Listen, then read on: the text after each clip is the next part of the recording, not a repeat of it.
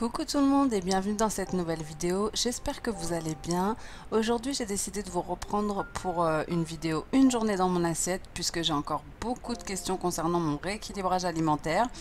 Donc j'ai décidé de vous prendre pour trois recettes qui sont familiales, on va dire, qui sont bonnes et simples. On commence avec le petit déjeuner, donc franchement c'est quasi toujours la même chose, soit un bol de yaourt, donc ici un yaourt au sucre de canne avec du granola aux noix, des fruits, des baies de goji et des graines de chia, ou soit un café avec une tartine de pain complet grillé et du kiri ou de la vache qui rit, du fromage à tartiner, ce que vous voulez, et un kiwi. Donc c'est quasi toujours ça mes petits déjeuners. Donc ici je vous montre comment je vais faire mon petit bol de yaourt, fruits et muesli. J'essaye un maximum de ne pas manger trop sucré le matin, je préfère garder ça pour le goûter puisque c'est un moment où on a une baisse d'énergie et on a besoin d'un petit, voilà, d'un petit coup de fouet et avec du sucre naturel c'est le top. Donc, mais par contre quand j'ai envie, voilà, de me faire un petit bol comme ça, je me fais plaisir en petite quantité. Donc je mange tous les jours quasi des fibres naturelles, déjà parce que ça régule le transit et que moi j'ai été très longtemps, on va dire, les choses comme elles sont constipées, ce qui favorise en fait le surpoids.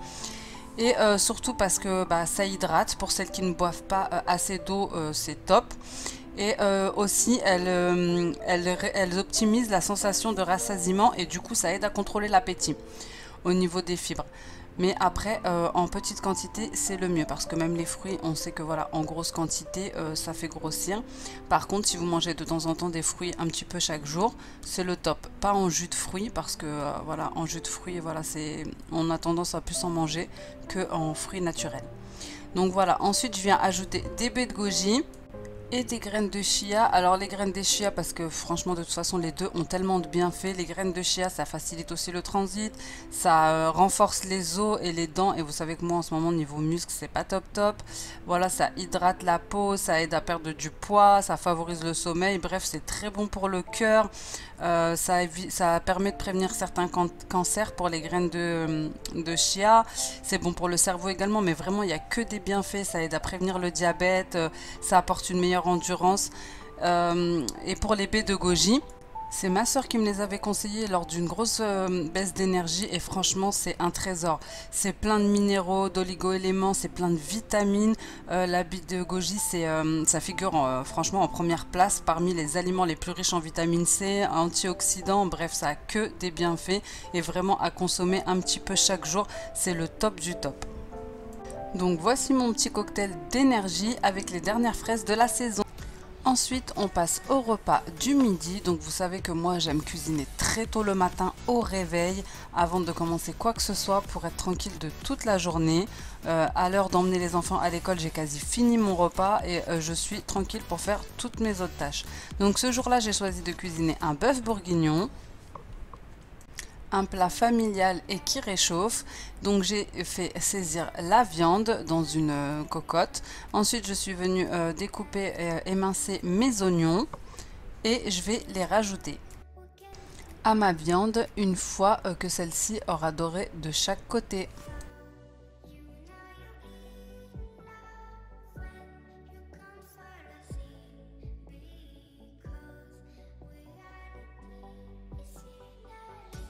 J'essaie vraiment de vous partager quasi chaque jour des recettes sur Instagram que je laisse d'ailleurs en story permanente pour que vous puissiez le refaire quand vous voulez. Donc n'hésitez pas à me rejoindre sur Instagram si ce n'est pas encore fait.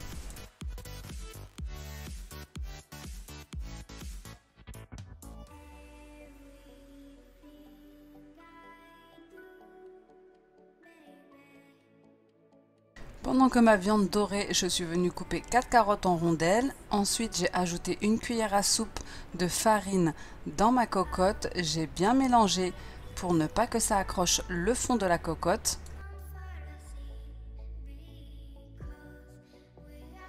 Et je viens ajouter mes oignons.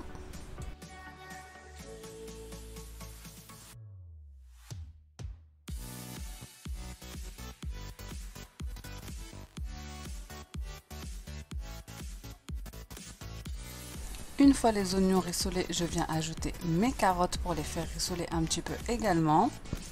J'ajoute une cuillère à soupe de tomates concentrées qui est facultatif. J'ajoute également un bouillon de légumes ou de bœuf.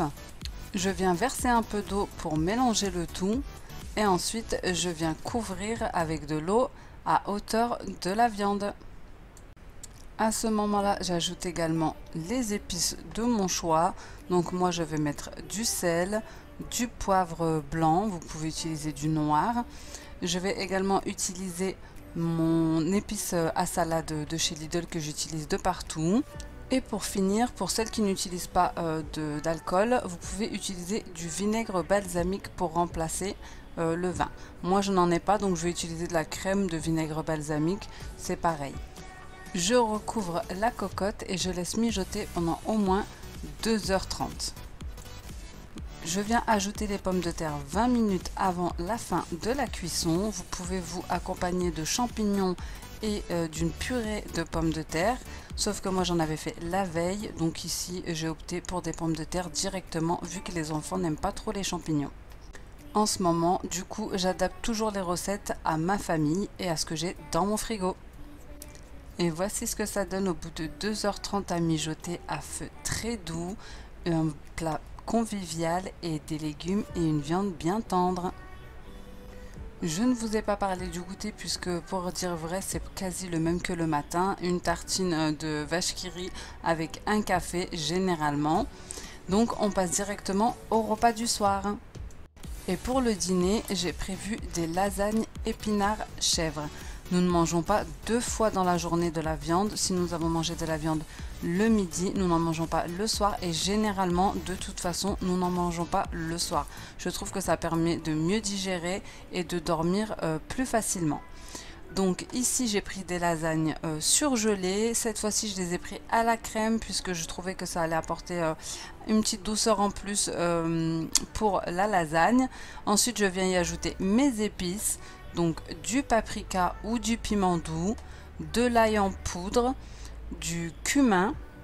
Je vais ajouter également du poivre blanc. Donc moi je trouve que le poivre blanc est beaucoup plus doux que le poivre noir. Mais vous pouvez mettre du poivre noir bien sûr, c'est au goût de chacun. Je vais ajouter du sel.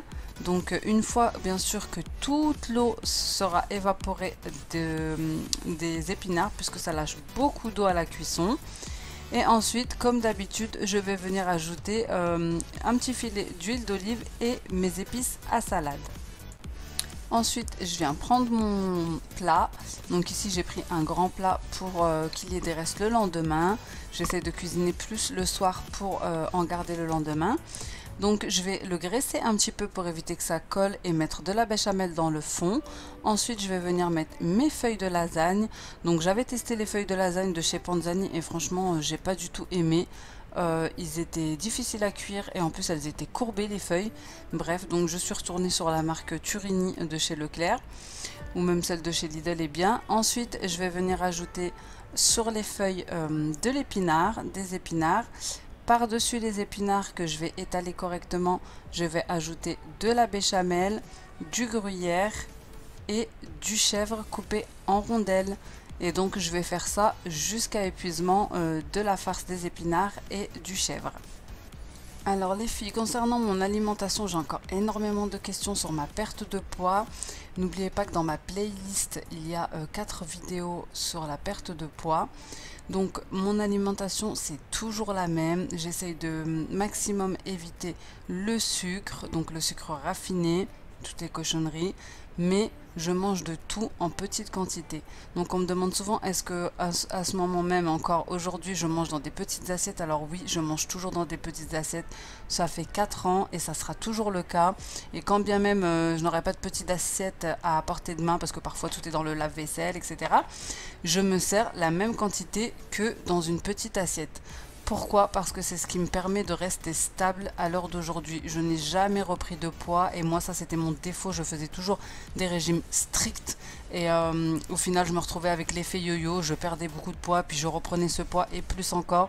Donc depuis que j'ai commencé mon rééquilibrage alimentaire, que je mange de tout en petite quantité en limitant le sucre, même si je vous avoue que c'est difficile, hein. Moi-même, au jour d'aujourd'hui, ça fait 5 ans et bah, j'ai tendance à retomber par moments dans les sucreries, voilà, selon l'état d'esprit, selon le moral, selon... enfin bref, donc c'est pas grave, ça arrive de craquer, il faut faire attention le lendemain, il ne faut pas craquer tous les jours.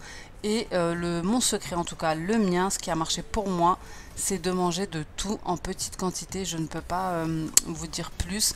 Les recettes, c'est moi qui s'adapte en fait à ma famille, parce que parfois on me dit que c'est difficile de cuisiner pour plusieurs... pour la personne qui fait le régime, pour la famille, etc. Non, moi je cuisine un plat pour tout le monde en fait. Et c'est à moi de m'adapter et de manger en petite quantité. Ma famille, s'ils veulent se resservir, ils se resservent. C'est juste moi qui s'adapte. Je ne prive pas ma famille, je ne fais pas 15 plats, un pour moi, un pour eux, non. Manger sainement, c'est pour toute la famille. Ce que je fais, c'est ni trop gras, ni trop mauvais, enfin il me semble. Donc voilà, on peut manger de tout en petite quantité en restant raisonnable. Je ne cuisine qu'à l'huile d'olive, je mets un filet d'huile d'olive, donc il n'y a rien de très gras. Après ici, certes, il y a de la béchamel, mais en petite quantité, ça reste raisonnable. Vous avez toujours des alternatives à la crème allégée, voilà, si vous voulez pas mettre du gruyère, vous n'en mettez pas. Mais en tout cas, moi, ce que je vous montre, c'est voilà, des plats familiaux. J'ai une famille, je m'adapte, j'ai un mari qui mange très bien, j'ai des enfants qui mangent beaucoup. Donc, c'est moi qui s'adapte. Parce que plusieurs fois sur Instagram, je sais pas, peut-être on a eu l'impression que je privais ma famille. Mais non, non, mes enfants, limite, mangent plus que moi. Maintenant, mon estomac s'est habitué comme ça. J'ai réussi à réduire voilà, mon estomac au fur et à mesure du temps. Ça a été difficile, ça a été contraignant au début.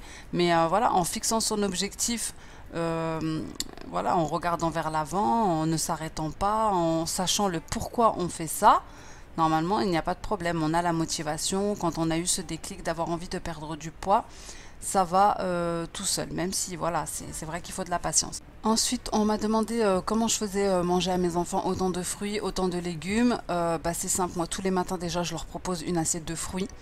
Je leur propose je leur donne ce qu'ils demandent. Généralement, voilà, c'est un chocolat chaud avec des princes ou des pancakes, etc. Une tartine de vache qui rit, bref. En tout cas, la priorité, c'est qu'ils mangent les fruits. Donc, ils sont habitués comme ça dès tout petit. Et concernant les légumes, eh ben, quand c'est des choses qu'ils n'aiment pas, je sais qu'ils n'aiment pas les poireaux. Bon, je leur en fais pas parce qu'honnêtement, on n'aime pas non plus. C'est vraiment une chose, j'ai essayé plusieurs fois, ça ne passe pas. Mais j'essaye de leur proposer dans des lasagnes, dans des quiches, dans des soupes, dans des gratins. Voilà, un petit peu, on va dire, dissimulé, caché, ça passe mieux. Par exemple, là, les épinards, c'est pas trop le kiff des enfants, j'ai envie de vous dire. Mais franchement, les miens, ils ont adoré. Ma fille, elle s'est même resservie. Donc voilà, il faut trouver des petites astuces pour que ça puisse convenir à tout le monde et que vous n'ayez pas besoin de cuisiner pour plusieurs personnes dans la maison. Donc pour la lasagne, une fois terminée, je mets un petit peu de beurre par-dessus pour ne pas que voilà, les bords soient trop durs à la cuisson. Je vais venir vers la fin recouvrir d'un papier aluminium également, une fois que ça sera pratiquement cuit. Ensuite, je viens la placer dans le four à 200 degrés pendant environ 25 minutes, 30 minutes en chaleur tournante à surveiller, car chaque four est différent. Voilà ce que ça donne une fois la lasagne cuite. En tout cas, j'espère que ces recettes vous auront plu. Si c'est le cas, n'hésitez pas à me laisser un petit like, un petit commentaire, à vous abonner comme d'habitude, ça me fait toujours plaisir.